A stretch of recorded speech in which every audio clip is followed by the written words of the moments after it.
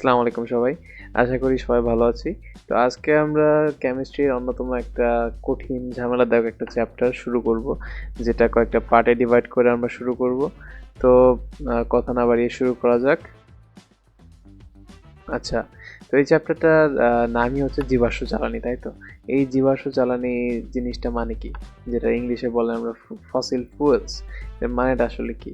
এটা হচ্ছে তোমার শত শত মিলিয়ন বিলিয়ন বছর আগের যে গাছপালা বা মাটির মধ্যে যেগুলা দাফন হয়ে গেছে বা যেগুলো মাটির মধ্যে পড়েছিল সেগুলাই উচ্চ চাপ এবং উচ্চ তাপের কারণে বায়ুর অনুপস্থিতিতে পরবর্তীতে কয়লা, পেট্রোলিয়াম ও ইত্যাদি প্রাকৃতিক গ্যাসে রূপান্তরিত হয়েছিল, যেগুলোর জ্বালানিকে আমরা বলি জীবাশ্ম জ্বালানি।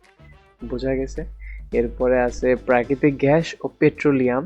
আমরা জানি প্রাকৃতিক গ্যাস ও পেট্রোলিয়ামের ক্ষেত্রে প্রাকৃতিক গ্যাস সাধারণত পুরোটাই মিথেন থাকে, তার মধ্যে কিছু পরিমাণ ইথেন, প্রোপেন, আইসোবিউটেন এবং পেন্টেন থাকে, যেটার পার্সেন্টেজ তোমরা স্ক্রিনে দেখতে পাচ্ছ।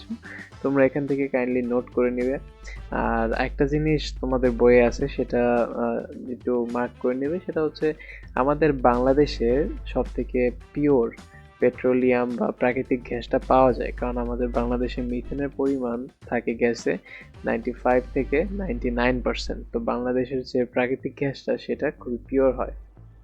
এরপরই পেট্রোলিয়ামের উপাদানসমূহ ও তাদের পৃথকীকরণের পার্টে আমরা দেখতে পারি যে এটা আসলে যখন তোমার পেট্রোলিয়ামকে আমরা তো আংশিক পাতনের মধ্যে দিয়ে নেই, তখন এক একটা তাপমাত্রায় আমরা আসলে এক এক ধরনের জিনিস পেয়ে থাকি। যেমন যখন তাপমাত্রা খুবই কম, প্রায় 0 থেকে 20 ডিগ্রি সেলসিয়াস, তখন আমরা পাই পেট্রোলিয়াম গ্যাস। আর এই গ্যাসটা সাধারণত এলপিজি বা রান্নার কাজে ব্যবহার হয়। অন্যদিকে দেখতে পারি আমরা পেট্রোল বা গ্যাসোলিন, যেটা 21 থেকে 70 ডিগ্রি সেলসিয়াসে পেয়ে যাই, এবং এটা ব্যবহৃত হয় কোথায়? গাড়ি, মোটরচালিত যানবাহন এবং জ্বালানিতে। এরপরে দেখতে পারি ন্যাপথা। ন্যাপথার গলনাঙ্ক সাধারণত এটা শেষ হয়েছিল কততে? 70-এ। তো এটা শুরু হবে 71 থেকে 120। বিভিন্ন রাসায়নিক এবং পেট্রোকেমিক্যাল পণ্য তৈরি করতে কাজে লাগে এই ন্যাপথা। তারপরে দেখো কেরোসিন। এই কেরোসিনের গলনাঙ্ক আবার এই 120 থেকে শুরু হবে, অর্থাৎ 121 থেকে 170 ডিগ্রি সেলসিয়াস। এবং এটা খুবই ইম্পর্টেন্ট একটা কোয়েশ্চেন, যেটা জেট ইঞ্জিনে, বিমানে এবং অন্যান্য ইঞ্জিনের জন্য ব্যবহৃত হয়। এটা কিন্তু খুবই ইম্পর্টেন্ট যে আমাদের কেরোসিনটা আসলে কিন্তু ইঞ্জিনের জন্য ব্যবহৃত হয়, তাও যেই সে ইঞ্জিন না, বিমানের ইঞ্জিন বা জেট ইঞ্জিনের ক্ষেত্রে ব্যবহৃত হয়। অন্যদিকে দেখো ডিজেল। ডিজেলের ক্ষেত্রে এর গলনাঙ্ক 171 থেকে 270 ডিগ্রি সেলসিয়াস পর্যন্ত, যা বাস, ট্রাক, শিপ ইঞ্জিনে জ্বালানি হিসেবে ব্যবহৃত হয়। এখানে একটা প্যাচ লাগে যে কেরোসিন ব্যবহৃত হয় জেটের ইঞ্জিনে, আর ডিজেল ব্যবহৃত হয় সাধারণত বাস, ট্রাক এবং শিপের ইঞ্জিনে। ডিজেলটা কোথায় ব্যবহৃত হয়? শিপের ইঞ্জিনে, এটা মাথায় রাখবা। এরপরে দেখো লুব্রিকেটিং তেল বা প্যারাফিন, যেটার গলনাঙ্ক বেশি, অর্থাৎ 271 থেকে 340 ডিগ্রি সেলসিয়াস।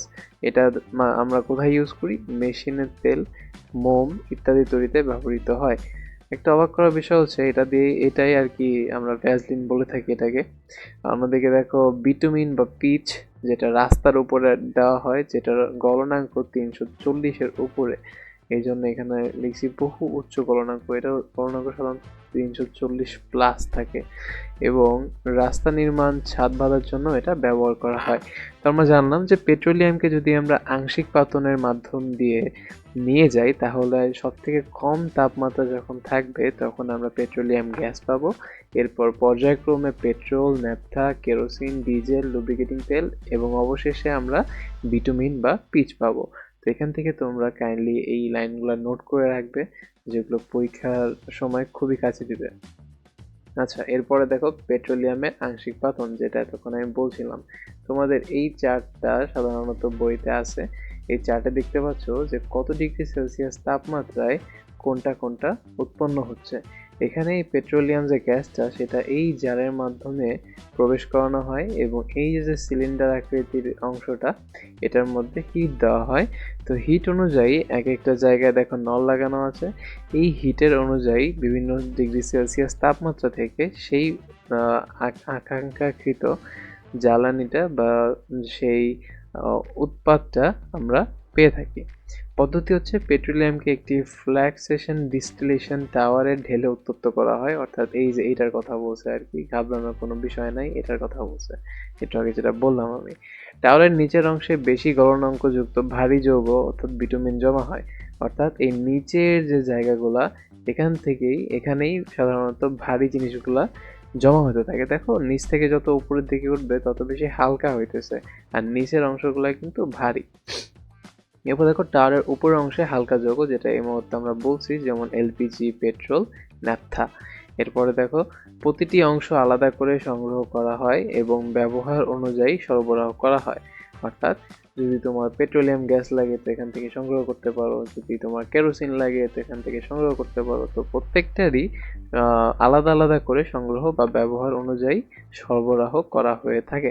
আশা করি তোমরা বুঝতে পারছো। এরপর আছে হাইড্রোকার্বন, যেটা একটু বড় টপিক, যেটা আমরা আগামী পার্টে আলোচনা করব। তো আজকের জন্য এটুকুই। যারা এখনো চ্যানেলটা ফলো করনি কিংবা যারা ইউটিউবে দেখতেছো, যারা সাবস্ক্রাইব করনি, তারা দ্রুত সাবস্ক্রাইব করে নেবে, যাতে পরবর্তী ভিডিওগুলো তোমরা দেখে নিতে পারো। তো ভালো থাকবে সবাই। আসসালামু আলাইকুম।